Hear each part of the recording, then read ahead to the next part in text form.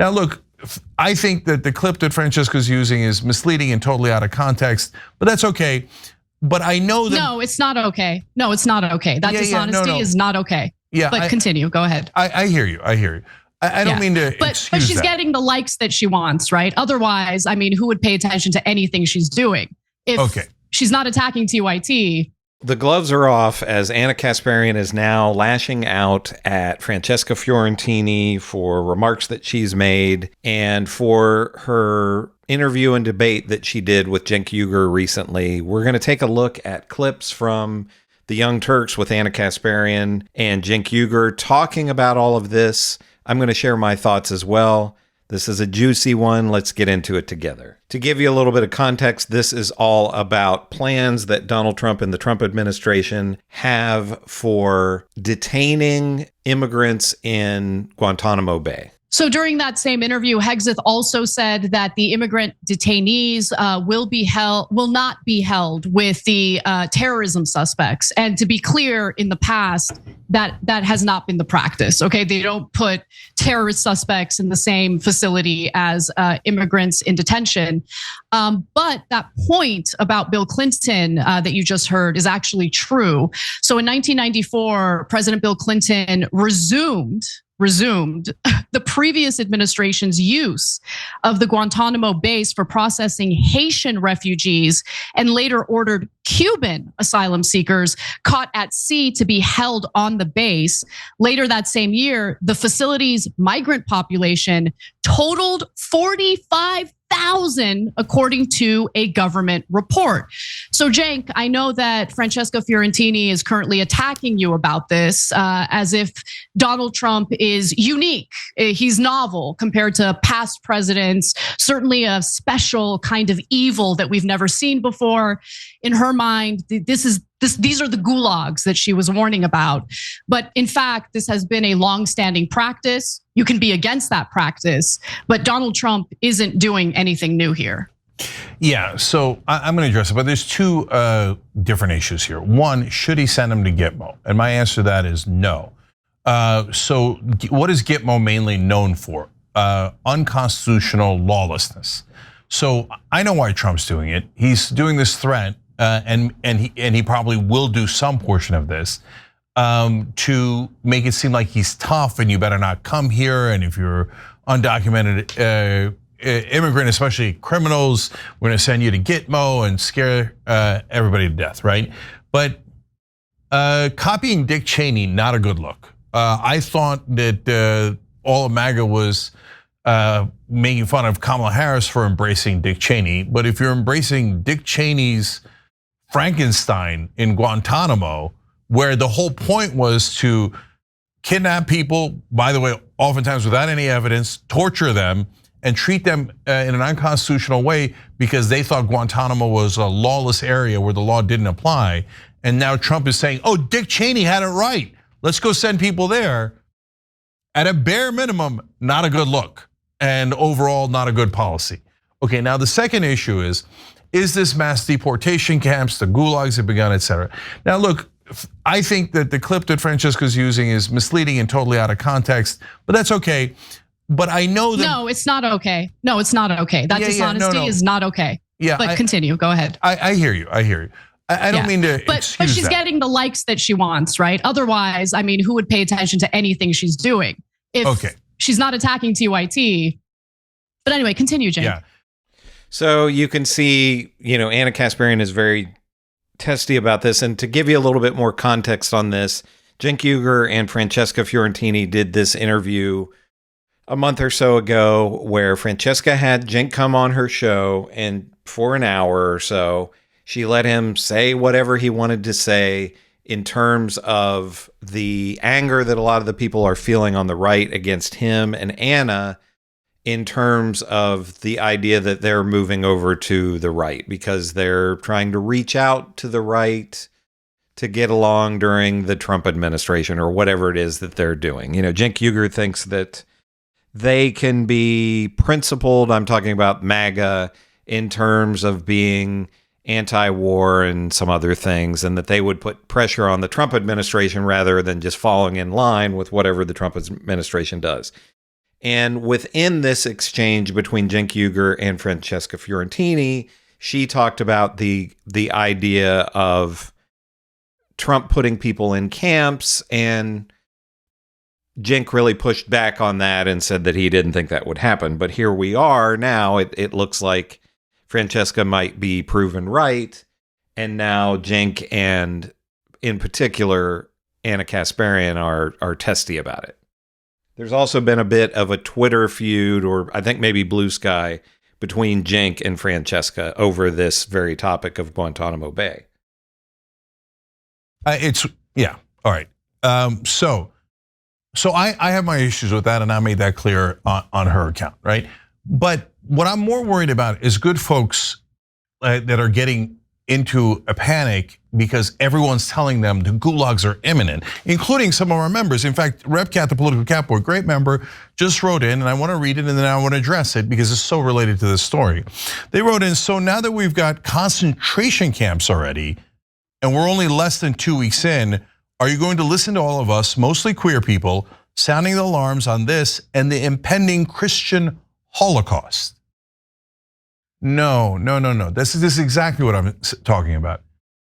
Guys, Clinton, as Anna just explained to you, you could look it up for yourself, even if you don't believe us, no problem, okay? Clinton used it and had 45,000 migrants there. The prison and the center are different, okay? So that doesn't mean that you should be in favor of sending them there. As I just told you, I think the content and the optics are bad and wrong. But if you call a migrant center that Bill Clinton had 45,000 migrants in a gulag that is showing you that we're about to have a Holocaust, then why didn't Clinton do the Holocaust? And here's the interesting part. Why didn't mainstream media tell you that Clinton was doing that and get all outraged, like, I can't believe Clinton is using Guantanamo and he's stuffing these poor Haitian, by the way, immigrants, Cuban immigrants, Caribbean immigrants into Guantanamo. If they were equally outraged by that and they called that the impending Holocaust, and then they did the same exact thing with Trump, then I say, okay, at least they're being consistent. So look, two things can be true at the same time. It could be wrong to send them there without it being gulags that are going to imprison everybody that is undocumented immigrant or otherwise, and apparently we're going to set up concentration camps for Chinese people at some point. Okay, I mean, that's what Francesca was worried about because she's half Chinese, so she was worried about camps for Chinese people. But when you go to those extremes, there's two giant problems. There's three giant problems. One is you're not being accurate, and that's an enormous problem. Okay, number two, you're scaring the hell out of everybody. In fact, you're helping Trump scare the hell out of everybody. Oh my God, the concentration camps are coming. Everybody's so super scared. That's what Trump wants. But that is what he wants. So I need everyone on that side to answer. Was it a concentration camp when Clinton did it? Okay, so let's be consistent, and maybe you'll say, yeah, it was, and you remember the Holocaust that happened right afterwards. Okay, so it doesn't excuse it. He shouldn't send them there. There's plenty of facilities here. And again, these are criminals. And I know, and here's another part that I'm opposed to. When they round up people that were not convicted of a crime, I'm against it, okay? So, and for a couple of reasons. And when they say, well, somebody was accused, good enough. No, not good enough. That's exactly one of the problems with sending people to Gitmo. That's exactly what we did last time. Somebody was accused, good enough. No, we got a whole bunch of people who didn't do it at all, that sat there for so long and got tortured, right? So I'm against the policy, but if you say this migrant center that we have used before, including Democratic presidents, is a concentration camp where they're going to do mass deportations of everyone, including Chinese Americans or whatever, right? Or Chinese immigrants or whatever crazy thing we're making up today. Well, you're doing a giant disservice to the truth and to your own viewers, readers, etc. You owe them the truth. And by the way, look, when you say about the LGBTQ community, there are things that you should be deeply concerned about. And we talked about it on the show the other day, or actually several times, which is banning transgender people from the military. I think that's outrageous. I think it's unconstitutional. I think that's the thing we need to focus on and fight back against. But if you're spending your time fighting against mythical concentration camps, You're so worried and you're driving everybody into a psychosis. Not at all helpful. Stick with the facts. So I kind of agree with both sides here. I do think Cenk Uygur has a point that maybe people, you don't want to completely panic people, and maybe talking about concentration camps and all that kind of thing is getting out a little too far ahead of things. On the other side, we know with the Trump administration, they're trying to do unprecedented things. Donald Trump is saying that the Constitution says whatever he says it does. They already tried to have this power grab with freezing funds. And yes, that is not, that's not a Holocaust. That's not putting people in concentration camps. But that scared the hell out of a lot of people, because they didn't know if they were going to get paid, if they were going to be able to use their Medicaid. People who work for different organizations didn't know if they would get paid. So, if you're going to lose maybe your livelihood, that's not as bad as a Holocaust, but it is pretty devastating for people. But in terms of immigrants, they're going into schools, or trying to go into schools to round up people. They want to go into churches and anywhere else, these areas that have been kind of protected in the past. So that's unprecedented. The point I'm making here is we just don't know what the Trump administration will do. Will they actually have concentration camps, and will this be a Holocaust? I hope not. Everyone hopes that it won't be. But any kind of minority or marginalized figures, like they're talking about LGBTQ people here. Well, I've talked to friends of mine who are gay, and they're worried that their marriages are going to be made illegal. That's something that Republicans are openly talking about. Again, not a Holocaust, but that would be devastating to these people. So I don't, it almost seems like nothing is off the table with the Trump administration, and they're scheming and plotting things that no one previously has ever tried to do. So I think Cenk Uygur and Anna Kasparian are, they're right to be critical of the Clinton administration with what they did. None of the people, including Cenk and Anna, were political figures, political commentators at that time. So I think you kind of have to give people a little bit of a pass for that. But being critical of what is going on with the Trump administration and being rightfully fearful about some pretty awful things that can happen. We could see some economic devastation. Is that a Holocaust? That we don't use that term with that.